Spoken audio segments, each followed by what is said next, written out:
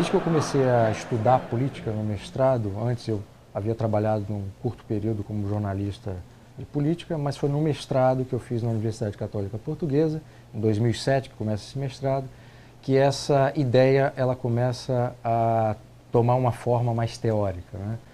E a partir daí eu comecei a trabalhar com alguns institutos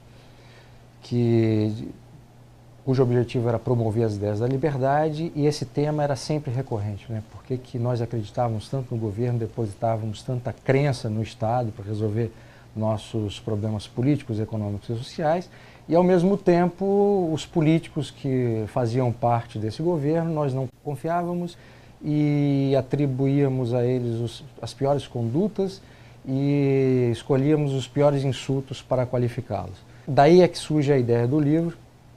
E um amigo, há uns 2 anos atrás, me mandou uma mensagem dizendo que gostaria de ver um dia eu escrevendo um livro Para de Acreditar na Política, né? Eu peguei essa ideia e elaborei o Para de Acreditar no Governo, e aí o subtítulo tentando explicar esse paradoxo que move a nossa cultura política. Nós brasileiros olhamos o governo como se o governo não fosse formado, constituído por esses mesmos políticos que nós não confiamos, né? É como se houvessem 2 planos de realidade, um representado pelo governo e o outro representado pelos políticos. Uma das hipóteses que eu trago no livro é que quando nós brasileiros olhamos o governo, é como se o governo fosse formado por anjos celestiais, né? Como se fosse um exercício de abstração. E por ser uma abstração, a gente consegue confiar.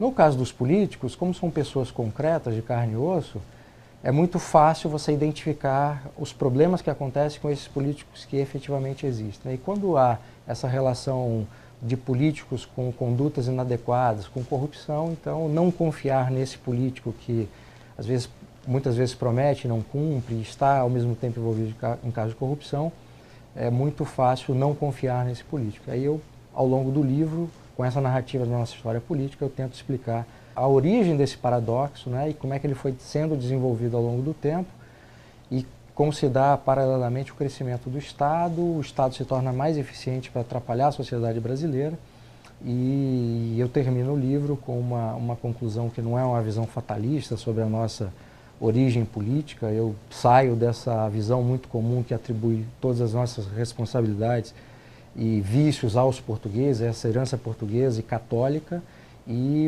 no final é um grande chamamento à nossa responsabilidade como brasileiros, é um sentido de dever e responsabilidade, né, que nós precisamos entender, né, primeiro identificar o problema e arrumar soluções para superá-lo, né, superar esse paradoxo de Garchagin. Seguindo uma dica de um amigo meu, eu tenho tratado esse paradoxo do subtítulo como paradoxo de Garchagin.